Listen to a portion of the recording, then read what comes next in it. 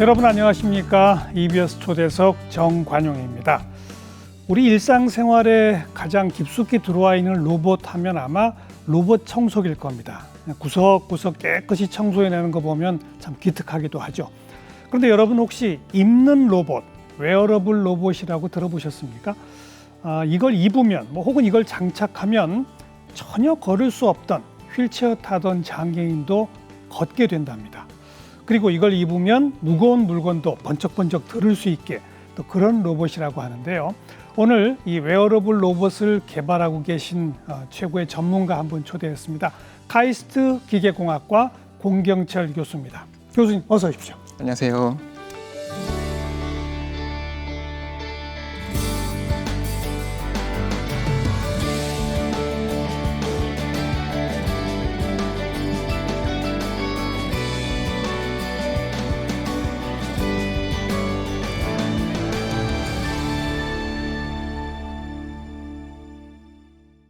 정말로 휠체어로 이동하고 전혀 걷지 못하던 분이 정말로 걸을 수 있어요? 그게 웨어러블 로봇의 가장 큰 어떤 매력이지 않을까 싶은데요. 웨어러블 로봇이면 말 그대로 로봇인데 이게 사람이 이제 입을 수 있다는 그렇어요. 뜻입니다. 그러면 이게 바깥에서 봤을 때는 로봇을 입은 분이 이렇게 로봇의 힘을 받아서 걸어 다닐 수 있게 되는데 예. 그 안에 이제 로봇을 착용하신 분은 장애인이든 장애인이 아니고 그냥 어떤 도움을 좀 받는 분이든 상관없이 이제 굉장히 큰 힘을 낼 수 있게 되는 거죠. 그래요? 네. 그러니까 한 번도 못 걸어본 분도 걸을 수 있다고요? 좀 훈련만 하면 네, 걸으실 수 있습니다. 네. 그 입는 로봇이 막 너무 무겁거나 그러지 않아요? 저희가 직접 이제 로봇을 만들어서 저희 로봇을 착용하고 많이 이제 걷고 다니시는 분도 계시는데요. 그분의 말씀을 들어보면 로봇 자체의 무게는 분명히 있기는 한데 로봇을 입고 일단 움직이기 시작하면 로봇의 무게는 느껴지지 않는다. 그래요? 네, 그렇게 말씀을 안 느껴질 하십니다. 정도로? 이게 왜 그러냐면 예. 사람의 무게중심이 있고요. 그다음에 로봇의 또 무게중심이 있는데 이게 무게중심이 완전히 달라지기 시작하면 사람이 이거 무겁다라고 느끼는 거거든요.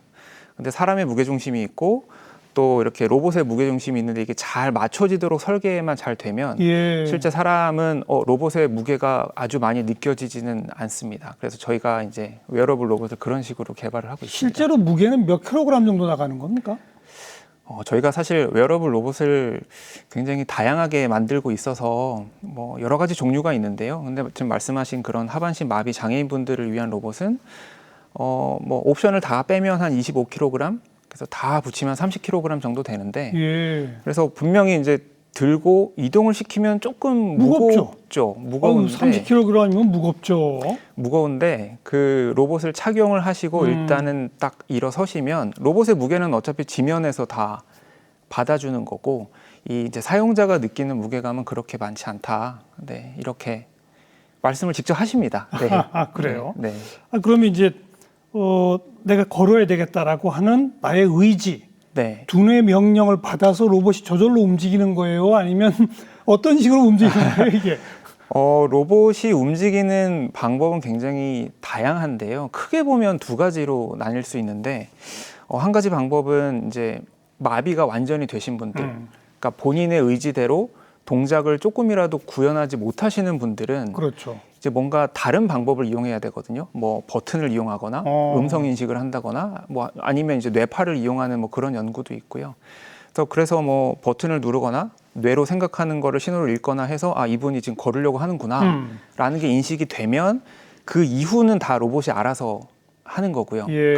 그분한테 맞는 어떤 동작을 만들어내고 이분을 일으키고 걷고 하는 그런 것들을 이제 로봇이 알아서 합니다. 근데 또 반면에 지금 교수님께서 예를 들면 로봇을 입어야 되겠다. 내가 생각보다 어제보다 조금 힘이 좀 부족한 것 같다. 그래서 뭔가 이제는 더 이제 빠지면 안 될 것 같다. 근력이. 그래서 로봇을 입으려고 생각을 하셨는데 로봇이 다 알아서 해버리면 약간 이건 아니잖아요. 오히려 내 근력이 빠지죠. 그렇죠. 내 근육을 안 움직여도 되니까. 그래서 그런 상황에서는 사실은 딱 그 부족한 부분만 도와주는 게 또 핵심이거든요. 그러면 이제 하반신 마비 장애인분들이 아닌 경우에는 그 약간의 동작에서부터 그렇죠. 이 사람이 어떤 동작을 하려는구나라는 거를 금세 인지를 하고 거기에 맞는 이제 힘을 도와주는 그런 방식으로 돼 있습니다. 그래서 크게 보면 이제 마비 장애인 분들을 위한 그런 방법이 따로 있고 이제 그냥 이제 마비가 아닌 그런 분들을 위한 그런 기술이 좀 따로 있고 이렇게 크게 두 가지로 나뉩니다. 그리고 네. 그 크게 두 종류지만 한 사람 한 사람 개인별 맞춤형이 되겠군요. 아, 정말 중요한 말씀인데요. 예. 지금 뭐 교수님과 제가 입는 옷이 다르고 예. 또 걷는 이런 동작이 다르고 그렇죠. 또 저희가 밖에 나가 보면 모든 사람이 다 다르게 걷잖아요. 그래서 오죽하면 걸음걸이로 요즘은 뭐 법의학 뭐 이런 데서도 많이 사용이 되고 있다고 하는데 그래서 그만큼 뭔가 뭐 사이즈도 많이 다를 거고요. 사람의 신체 구조도 다르니까. 또 그리고 장애 정도가 또 다 다르니까. 맞습니다. 장애 그렇죠. 정도도 다 다르고 성향도 달라요. 똑같은 다리길을 가져도 어떤 분은 막 급격하게 걷는 분이 있고요. 어떤 분은 굉장히 조심조심 이제 한 발 한 발 걷는 분들이 있어서 그런 성향까지도 다 다르기 때문에 말씀하신 대로 정말 완벽한 개인 맞춤형 솔루션이 나와야 되는 그렇죠. 네, 그런 로봇입니다. 네. 웨어러블 로봇이라는 네. 게. 여기 제가 자료를 보니까 사이베슬론 대회라는 게 있더라고요. 네. 2016년에도 나가셨고 2020년에도 나가셨고 16년에 동메달, 네. 20년에 금메달, 동메달. 네. 이 사이베슬론 대회가 우선 뭡니까? 이름부터 이름이 많은 걸 얘기해 주는 것 같아요. 이게 사이보그랑 이제 에슬론이라는 경기라는 뜻이죠. 에슬론이라는 뜻이 이제 더해진. 그래서 이 용어 자체만 보면 뭐 사이보그의 올림픽 뭐 이런 뜻인데 사실은 이제 뭐 예전에 그 무슨 뭐 600만 달러의 사나이 뭐 이런 식으로 예, 제가 좋아하던 외화입니다. 네. 그래서 뭔가 어떤 신체 일부분이 좀 이제 사용하기 어렵게 되신 분들이 그런 기술을 이용해서 오히려 뭐 사람들보다 그러니까 그런 장애를 갖지 않은 사람들보다 훨씬 더 강해지는 뭐 그런 드라마였잖아요. 예. 그래서 그런 비슷한 거를 비전으로 해서 만들어진 대회인데요. 그래서 장애인 선수분들이 이제 어떤 로봇 기술을 이용을 해서 뭐 일상생활에서는 그냥 한숨 쉬고 돌아갈 수밖에 없었던 그런 여러 가지 미션들을 이제 극복을 해보고 이 대회의 궁극적인 목표는 이제는 뭐 장애를 극복한다 수준이 아니라 아예 장애를 갖지 않은 분들보다 더 뭔가 신체의 한계를 한번 극복해보자. 뭐 진짜 이런 600만 불의 사나이. 네, 그래서 그런 목표를 가지고 만든 대회였고요. 예, 이게 4년에 한 번씩 열려요? 네. 2016년에 스위스에서 1회 대회가 열렸었고요. 이제 2회 대회는 코로나 때문에 다원 생중계처럼 각각의 나라에서 카메라를 켜고 이제 동시에 경기를 했었습니다. 근데 여기서 메달을 뭐 동메달 따고 20년 대회에서는 금메달 땄다는 건 종목이 있다는 거 아닙니까? 맞습니다. 어떤 네. 뭘 겨루는 종목인 거예요, 그러니까? 사이베슬론 안에 6개 종목이 있었고요. 뭐 그 중에는 이제 저희가 참가했던 웨어러블 로봇 종목이 있고, 그 외에는 뭐 뇌파를 이용해서 어떤 컴퓨터를 조작하는 대회도 있었고요. 그리고 뭐 휠체어인데 이제 굉장히 로봇스러운 휠체어 같은 그런 대회도 있었고, 뭐 의수, 의족 이런 여러 가지 종목이 있었습니다. 그 중에 저희는 그 하반신 마비 장애인분들이 로봇을 입고 뭐 여러 가지 이제 뭐 걷는 것뿐만 아니라 계단도 오르고 내리고 뭐 징검다리도 건너고 하는 이제 그런 미션을 수행하는 그런 종목에 출전을 했었습니다. 거기서 16년에는 동메달, 20년에는 금메달. 네. 근데 그 금메달 따신 분이 같은 분이더라고요. 네. 같은 분이 똑같은 옷 입고 4년 동안 훈련한 거예요? 어떻게 됩니까? 아니요. 네, 그러지는 않았고요. 사실 2016년 대회는 저의 개인에 있어서는 정말 모든 걸 다 걸었던 일종의 도박 같은 그래요? 뭐 그런 대회였거든요. 뭐 뭐를 걸었길래요? 사실 그때는 제가 이렇게 뭔가 뭐 정부에서 어떤 연구비에 뭐 지원을 많이 받고 있지도 못했고 뭐 여러 가지 상황상 뭐 지금보다 훨씬 더 젊기도 했었고요. 그렇기 때문에 제가 이렇게 큰 팀을 뭐 꾸리고 있지도 못했고 그런데 이런 국제 대회에 나가서 저희의 기술력을 한번 인정을 받아야 되겠다라고 했더니 사실은 뭐 여러 가지 현실적인 문제가 있어서 그렇죠. 그래서 그때는 이제 제가 그 당시에 창업 기업을 만들었었거든요. 그 창업 기업을 통해서 아주 큰 규모의 이제 돈을 빌리고 대출을 하고 그 중에 무려 이제 2억 이상을 로봇 한 대를 만드는데 들어가고 다 쏟아부었다가 그 한 대를 가지고 대회에 나가서 이제 메달을 따게 동메달. 된 거죠. 네, 그래서 정말 뭐 어떻게 보면 도전이자 도박이었는데 그래도 운 좋게 메달을 따게 돼서 그래서 다녀오고 나서부터는 이제 굉장히 많은 지원도 받았고 그러니까 메달 땄다고 하니까 여기 가능성이 있구나. 이제 네, 투자도 뭐, 되고 그러지 않았겠어요? 네. 지원도 받고 양국이고. 그래서 이후에 뭐 실제 대기업에서도 그렇죠. 네, 투자를 해 주시기도 했고 예, 그다음에 예. 정부 차원에서도 여러 가지로 이제 투자를 해 주셔서 이제 2020년 대회는 이름만 똑같고요. 완전히 다른 로봇을 새로 개발해서 나갔습니다. 그때는 뭐 1회 대회는 진짜 딱 한 대 만들고 그걸로 그냥 도박을 걸었다면 2회 대회는 저희가 대회 나가기 전에 선수 선발전이란 것도 했었고요. 국내에서. 네. 그래서 이제 로봇도 많이 만들고 그다음에 장애인 선수 후보들도 많이 모셔서 누가 더 잘하시나 이렇게 이제 국내에서 저희끼리 먼저 선수 선발전도 했었고 선수 선발전을 해 보니까 역시나 저희 원래 동메달 따셨던 분이 4년 전부터 해보신 분이. 네, 역시 이제 오랫동안 로보틱 걸어 보셨던 분이 또 제일 좋은 성과를 내시더라고요. 예, 그래서 그분이 예. 또 이제 2회 대회에 선수분 중에 한 분으로 출전을 하시게 된 거고요. 사실 두 번째 나갔던 그 로봇은 뭐 기술적으로도 굉장히 여러 가지가 의미가 있었던 게 하필이면 로봇 만드는 한가운데 그 일본에서의 그런 무역 제재도 하필이면 있었고 그 중에 이제 여러 뭐 당장의 제재 아이템은 아니었지만 그 리스트에 이제 저희의 로봇의 아주 필수품들이 여러 개 있었어요. 저는 뭐 반도체 불화수소 이런 거였는 줄 알았더니 로봇에서도 중요한 게 있었어요? 그게 예를 들면 그쪽에서 이제 리스트가 쫙 있는데 당장은 제재 대상은 아니지만 이제 잠재적 위험이 있는 요소 중에 뭐 모터 드라이버, 모터, 감속기 이런 여러 가지 것들이 들어가 있는 거예요. 그래서 가슴이 철렁해서 이제 그때부터는 뭔가 안에 들어가는 부품들까지도 다 저희가 이제 직접 다 개발하게 그랬어요? 됐고요. 국산화에 성공했나요? 사실상 그래서 뭐 저희가 못 만들 거 빼고는 다 저희가 만든 뭐 그런 어떤 기술적인 면에서도 예. 상당히 좀 자부심이 있는 그런 로봇이기도 합니다. 예. 김병욱 선수더라고요. 네, 맞습니다. 동메달 따고 4년 후에 금메달 따신 분. 네, 네, 네. 그분은 뭐 척추 손상입니까? 아예 못 걷던 분이에요?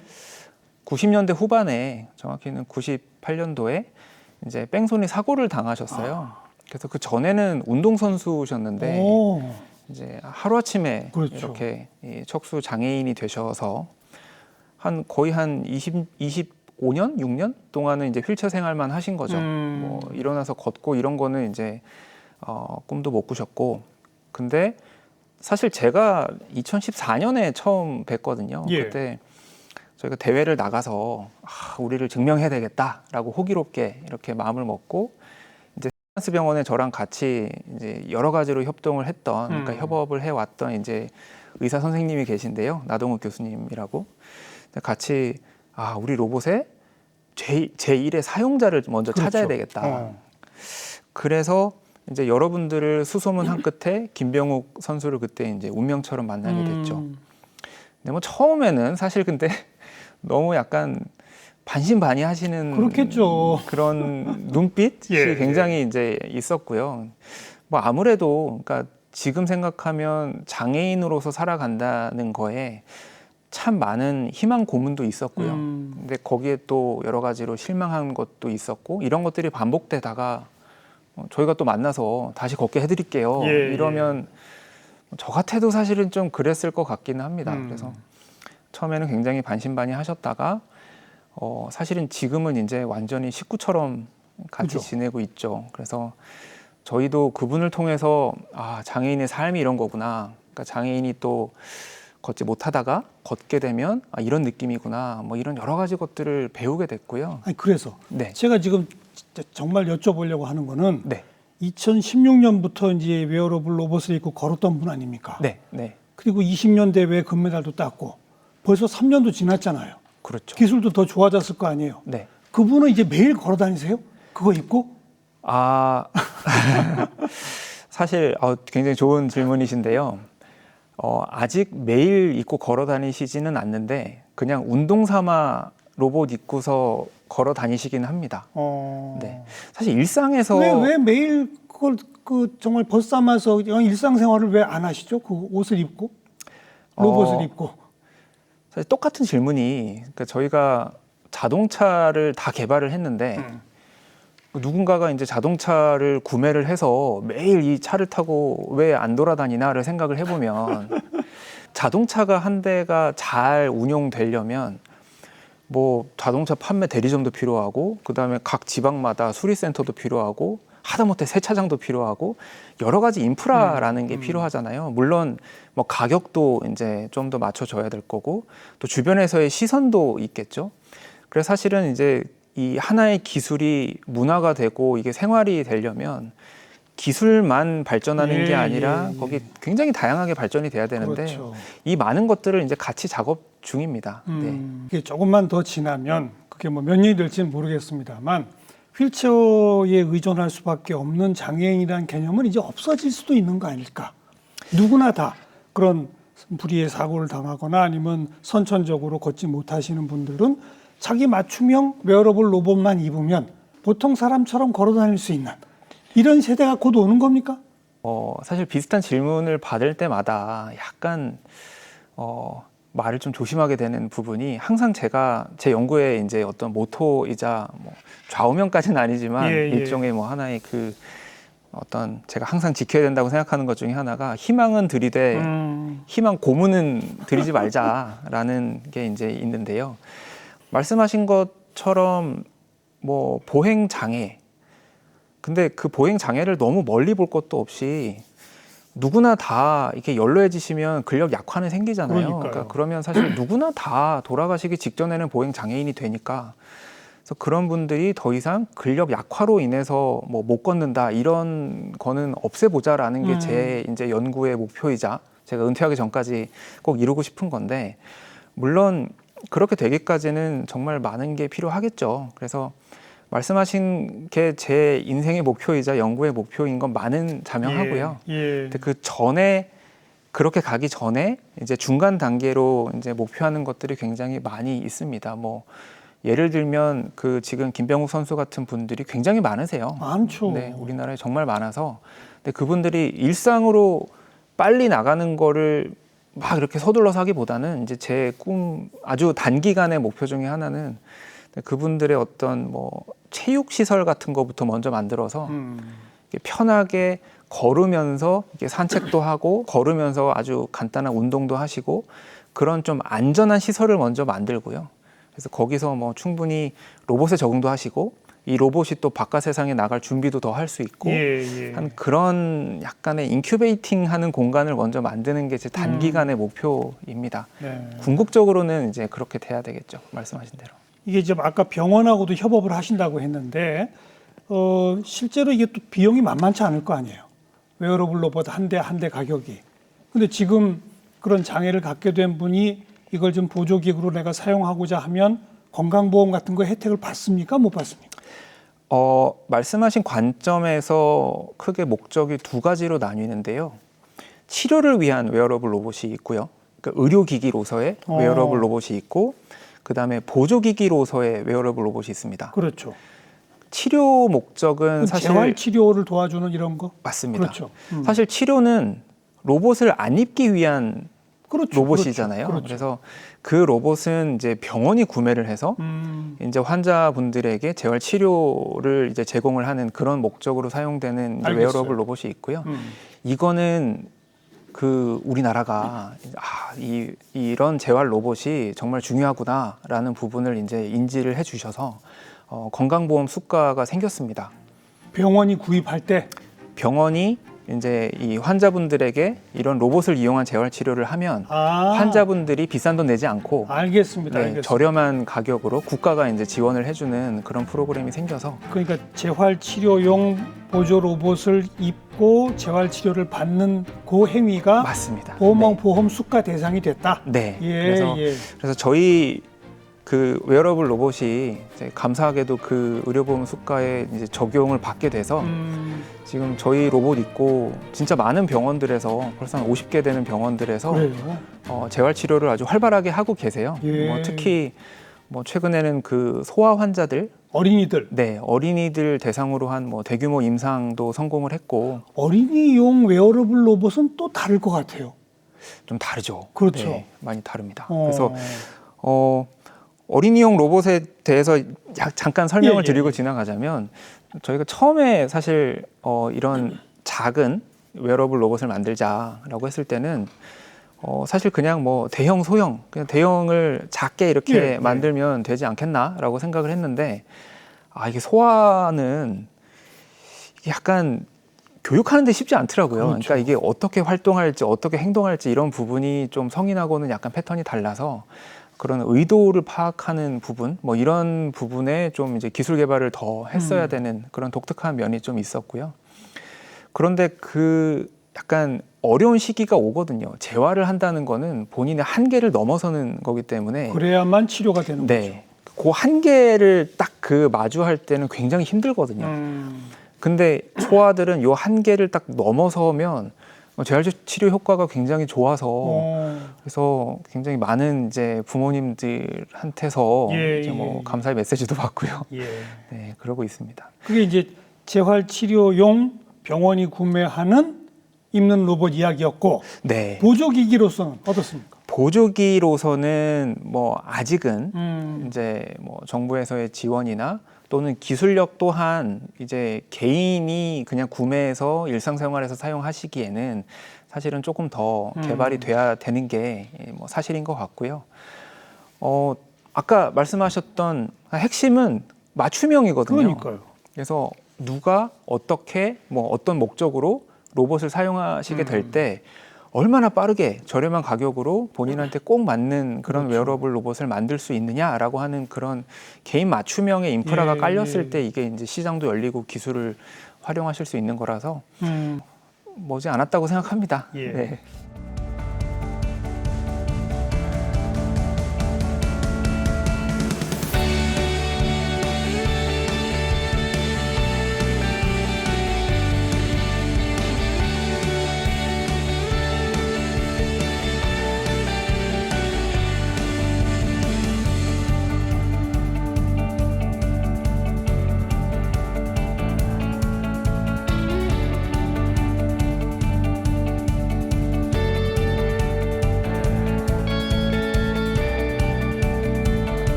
장애가 있는 분도 있고 나이가 들면서 근력이 빠져서 걷기가 어려워지시는 분들도 있지 않습니까? 네. 근데 또 너무 힘이 센 웨어러블 로봇을 입으면 근력이 더 빨리 빠지니까 네. 적당한 수준만큼 유지하도록 맞춤형으로까지 누구나 돈 주고 사서 장착할 수 있는 네. 그런 시대가 이제 와야죠. 그런 시대를 바라면서 이제 여러 가지 연구 개발하고 상용화까지 직접 하고 있는 거고요.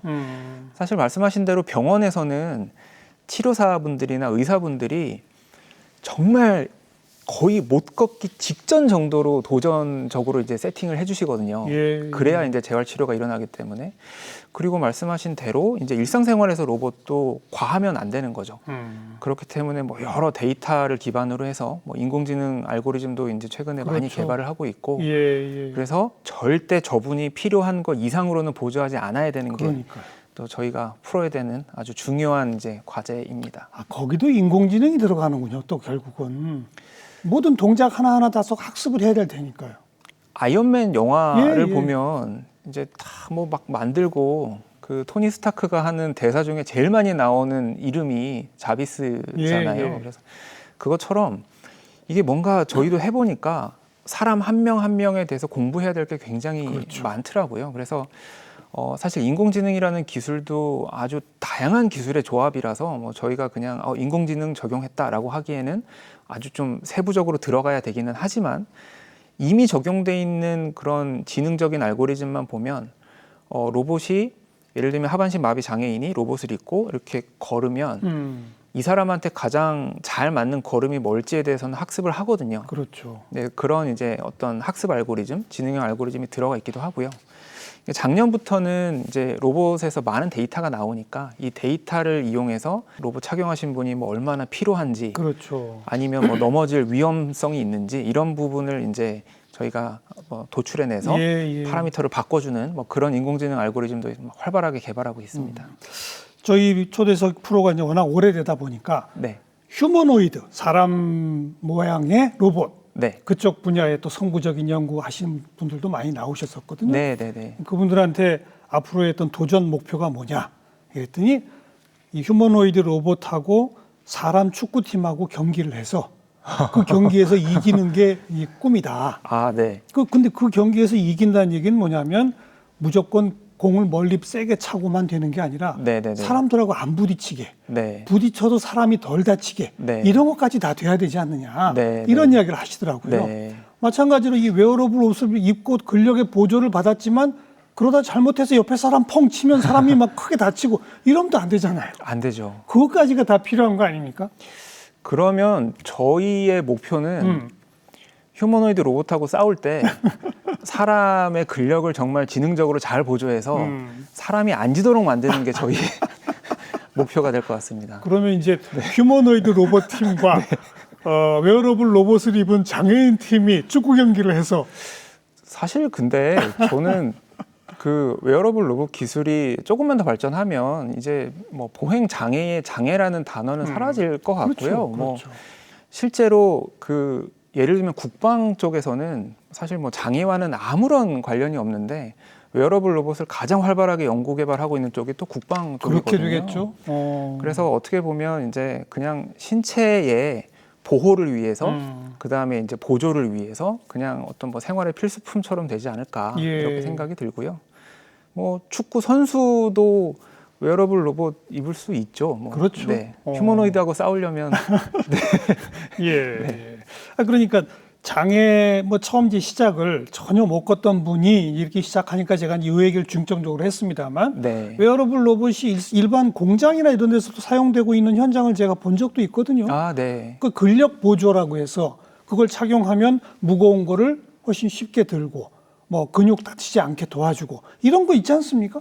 사실 그런 기술은 굉장히 오래전부터 그렇죠. 개발은 그렇죠. 되어 왔었고요. 특히 뭐 미국이나 일본에 특히나 그런 인간공학 기반의 뭐 산재 예방 이런 게 굉장히 발전돼 있던 오랫동안 되어 온 데서는 그런 현장을 굉장히 인간공학적으로 분석을 해서 각각의 동작에서 뭐 자동화할 건 자동화하고 그렇죠. 그렇지만 자동화 못하는 게 많거든요. 사실은 공장에 가보시면 아시겠지만 그래서 그런 부분은 어떻게 하면 사람이 다치지 않게 만들 거냐라는 이런 연구는 뭐 굉장히 오래됐습니다. 그리고 이제 웨어러블 슈트 말씀하신 그런 웨어러블 슈트가 안전하게 일하실 수 있도록 그렇죠. 만들어 드리는 아주 중요한 하나의 어떤 기술적인 해결책이 되어 왔던 거죠. 안전하게 그리고 좀 쉽게. 네. 그죠. 네. 근데 우리나라도 작년 2월에 이제 그 중대재해법이 맞아요. 발효가 되면서 이제는 이제 내년이 되면 전국에 있는 모든 그런 사업장에 다 적용이 되거든요. 맞습니다.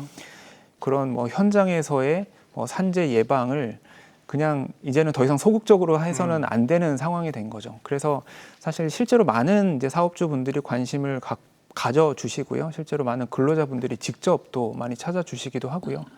그래서 뭐 미국이나 일본 중심으로 개발해 왔던 거는 우리나라는 이미 뭐 기술을 많이 갖고 있기 때문에 아마 그 수준으로는 금방 이제 그렇죠? 뭐 실생활화 될 거라고 생각이 됩니다. 네. 공 교수께서 연구하시는데 근력 보조 로봇도 있는 거 아닙니까?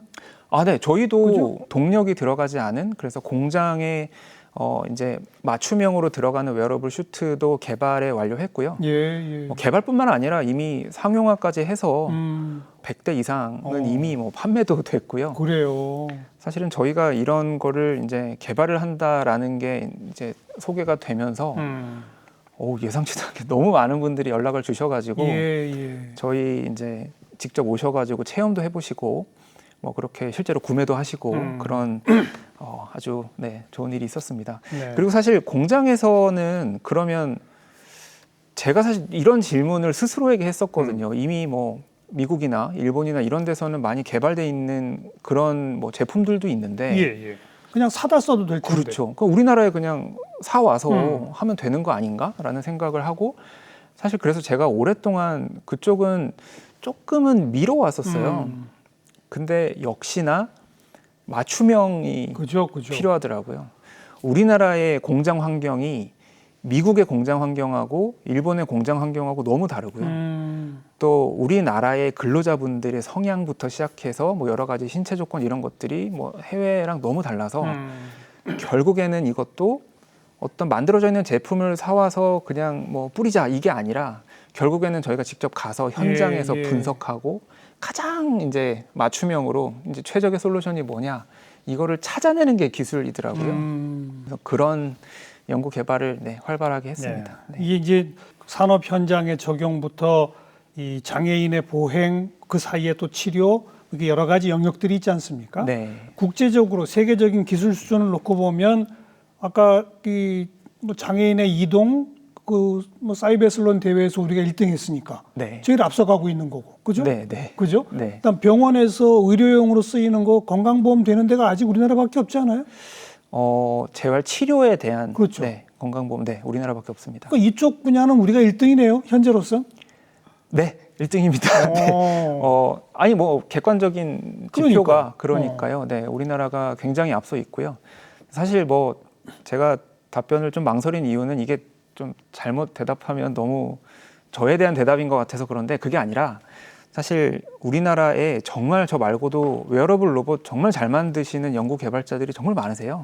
그래요? 네, 정말 많고 그리고 병원에서 이렇게 적극적으로 재활 치료에 웨어러블 로봇이 실제로 사용이 되게 된 데까지는 저희가 정말 잘 만들어가지고 짠 하고 보여드린 게 아니라 정말 많은 병원에서 같이 이제 협업해서. 연구자의 관점에서 환자한테 적용해보고 이거 이러면 좋겠다 저러면 좋겠다라는 피드백을 엄청나게 주셨거든요. 그래서 그렇기 때문에 이제 그 인프라 전체로 봐서 우리나라가 1등이라고 자부합니다. 아유, 네. 자랑스럽습니다. 이쪽이 훨씬 어려울 거니까 네. 산업 현장 쓰이는 거는 우리가 조금만 맘먹고 투자하고 노력하면 금방 따라가는 거 아닙니까, 우리가? 사실 제가 뭐 여러 가지 산업군에 적용을 해봐도 그렇죠. 의료 산업이 제일 어렵겠죠. 가장 뭐 맞춰야 될 것도 많고 그러니까요. 그러니까 아무래도 말씀하신 대로 여기서 쌓인 노하우가 예. 잘 전파되면 뭐 국방뿐만 아니라 뭐 여러 가지 산업에 아마 단연코 메이드 인 코리아가 월드 베스트 될 거라고 생각합니다. 우리 공 교수님 어렸을 때부터 로봇 좋아했죠? 대부분 이쪽 연구하시는 분들은 그렇더라고요. 네, 뭐 사실 뭐 우리나라의 대부분의 남자 아이들이 다 로봇 키즈잖아요. 저도 크게 다를 건 없었고요. 그냥 어릴 때 오후 6시 되면 이게 TV에서 나오는 뭐 보고 자랐어요? 뭐 이런 거 얘기해도 되는 거죠? 네. 저는 메칸더 V를 제일 좋아했었는데요. 메칸더 V. 저는 마징가 Z 세대예요. 네. 그래서 뭐 세대가 있죠. 아톰 그렇죠. 세대부터 이렇게 다 있는. 아톰부터 마징가. 네. 근데 그때는 그냥 막연하게 그런 로봇 막 만화 영화 보면서 그냥 로봇 만들면 진짜 좋겠다 뭐 이 생각하다가 또 자연스럽게 이제 뭐 600만 달러의 사나이 뭐 소머즈 이런 영화 막 그냥 그런 드라마 보면서 어릴 때부터 제가 그냥 기억에 나는 순간부터는 저는 이제 로봇을 만들겠다 뭐 이렇게 생각을 했었고요. 딱 꿈이 한번 변했었는데 이게 어릴 때는 그냥 그 로봇 과학자 이렇게 썼다가 만화 보니까 다 가운 입고 나오더라고요. 하얀색 가운 입고 막 로봇을 만들더라고요. 근데 무슨 의사 옷도 아니고. 그러니까요. 근데 저는 사실 하얀 가운 입고 로봇 만들어 본 적은 단 한 번도 없는데요. 근데 그러다가 한 중학교 때쯤에 이제 현실을 보니까 로봇은 공학이더라고요. 그래서 그때부터 이제 착착 긋고 로봇 공학자로 바뀐 게 꿈이 바뀐 유일한 똑같은 거예요, 사실. 그런데 또 그런 로봇을 연구하시는 분들은 1차적으로 사람 모양을 닮은 휴머노이드 개발하기 시작을 하잖아요. 또 그러다가 이제 실생활에 많이 사용돼야지 그러면 뭐 사족 보행 로봇도 하기도 하고 막 그러잖아요. 근데 어떻게 입는 로봇, 그것도 장애인용 이쪽으로 전문 분야를 특화시키게 된 계기는 뭡니까? 나중에 돼서 최근에 돼서 그런 생각을 많이 해봤는데요. 제가 어떻게 하다가 이런 걸 했지라고 생각해 보면 뭐 실제로 가족 중에 장애인이 있기도 했는데 사실 주변에 보면 이렇게 일가 친척 중에 장애인 없는 집은 없는 것 같고요. 그래서 그게 뭐 그렇게 특별하게 작용한 건 아닌 것 같고 그냥 일단은 굉장히 어렵고 도전적인 거에 유난히 좀 끌리는 성향이기는 했던 것 같고요. 제가 석사를 들어갈 때 그러니까 저희 지도 교수님하고 어떤 연구를 하면 좋을까 이렇게 지도 교수님하고 연구에 대한 뭐 여러 가지 이제 뭐 계획도 잡고 할 때 저도 뭐 많은 제안을 드렸지만 저희 지도 교수님께서 이제 제안하셨던 여러 연구 주제 중에 하나였거든요. 이 웨어러블 로봇이라는 거가. 어떻게 보면 제가 지금 이 자리에서 이런 걸 하고 있는 거는 저희 지도 교수님이 그냥 잘 인도해 주셔서 네, 그런 거란 생각은 듭니다. 가장 보람 있었다 이런 순간은 언제였었습니까? 그동안 이쪽 분야를 연구하면서. 사실 여러 관점에서 참 제가 어떻게 보면 좀 쉽게 보람을 느끼는 그런 성향이어서 특별히 제일 보람이 있었다는 것보다는 뭐 매 순간순간이 좀 보람이 많이 있기는 했는데요. 뭐 아무래도 국제대회에서 우승했을 때도 있었고요.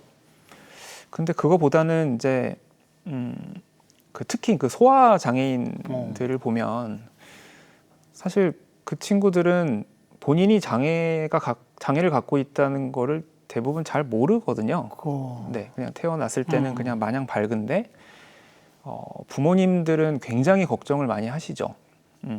뭐 이런 것 때문에 상처받을까봐 뭐 여러 가지로 이제 걱정을 하시는데 특히 이렇게 소아 환자분들의 재활 치료가 이제 있고 나면 가끔씩 연락을 주시면 그렇게 유명한 저널에 막 논문 쓸 때보다 훨씬 더 그게 되게 소중하더라고요. 그래서 그 이메일 가끔 주시면 이제 그거 출력해가지고 뭐라고들 쓰세요 거기에?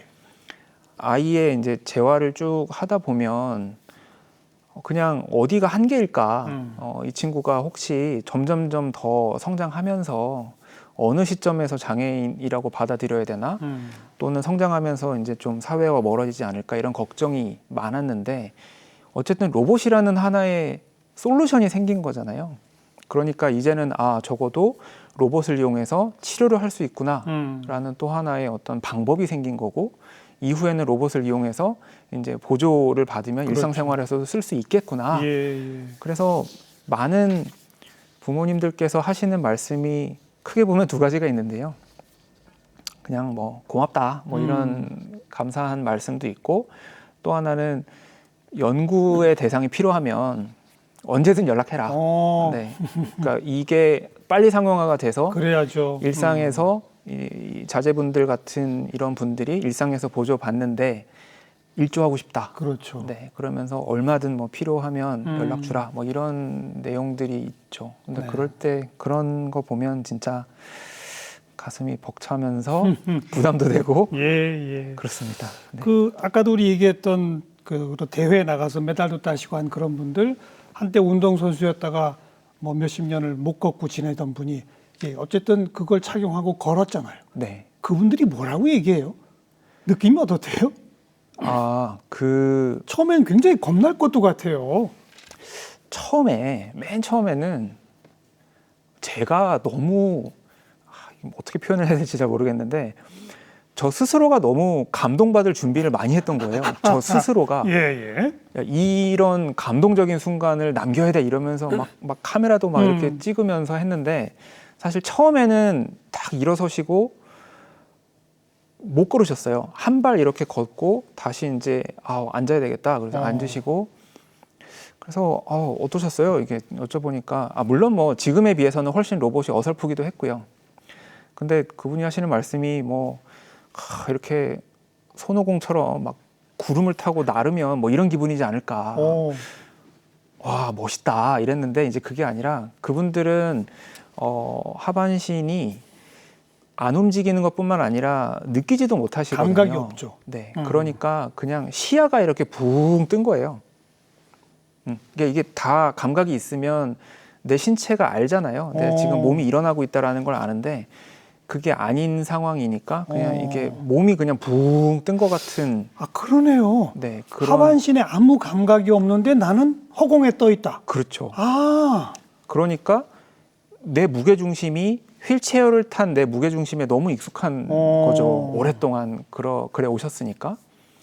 근데 이렇게 붕 떠 있으니까 이게 약간 겁이 나기도 그렇겠죠. 하고, 그다음에 그 당시에 아직은 로봇이라는 거에 충분히 신뢰도 못 하겠고, 그래서 저희가 병원으로 가서 참 여러 가지를 했는데, 특히나 이제 김병욱 선수 같은 경우에는 오랫동안 휠체어를 타셨기 때문에 이제 그냥 일어나 있는 거가 익숙해졌어야 됐었어요.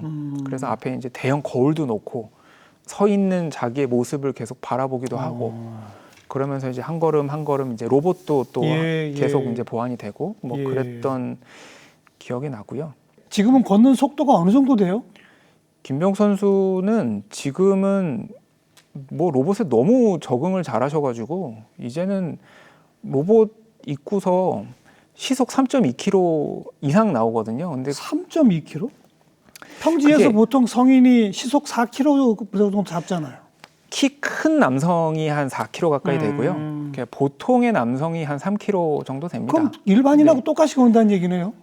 저랑 같이 걸어가면 그냥 뭐 보행 속도는 전혀 지장 없이 그냥 같이 걸어갑니다. 그러니까 이제는 뭐 로봇 입고 막 확 돌아다니시고요. 아하. 그렇게 됐죠. 앞으로의 꿈, 목표, 뭐 아까도 말씀하셨습니다만 누구나 자기의 필요에 맞는 값싼 웨어러블 로봇의 도움을 받을 수 있는 이 시대 아닐까요? 초반에는 이제 제가 연구자로서 연구 성과에 대한 성취를 위해서 이제 여기까지 막 개발을 해왔다면, 제가 창업을 한 순간부터 이후에는 이 기술을 정말 많은 분들이 혜택을 받을 수 있도록 해야 되겠다라고 그렇죠. 이제 여기까지 왔는데, 이게 상용화랑 또 이게 보급, 뭐 일반화 이런 거는 또 좀 다른 게 있더라고요. 그래서 제 이제 남은 뭐 은퇴까지 그래도 아직 뭐 좀 많이 남아서 그때까지는 제가 지금 만들었던 기술이나 뭐 제품들이나 이런 게 별다르지 않은 그냥 그렇죠. 굉장히 특이하지 않은 아무 데서나 볼 수 있는 아주 그냥 일상생활의 일상용품이 되어 가게끔 만드는 거, 그게 이제 뭐 목표라고 생각합니다. 뭐 필요에 따라 정도에 따라서 장애인은 장애인용, 노인은 노인용, 산업 현장은 현장용 이런 식으로 그런 거겠죠? 그래서 뭐 모든 분들이 다 저희 연구하는 그 비전이 누구나 모두의 일상을 즐길 수 있도록 한다라는 거거든요. 그래서 프로그램 시작하면서 로봇 청소기 얘기를 꺼냈잖아요. 집집마다 로봇 청소기 요즘 상당히 많이 있지 않습니까? 이제 머지않아서 누구나 옷장을 탁 열면 웨어러블 로봇이 하나씩 있는 그런 시대가 오도록 앞장서 주시기 부탁을 드리겠습니다. 감사합니다. 오늘 저 말씀 잘 들었습니다. 고맙습니다. 네, 감사합니다.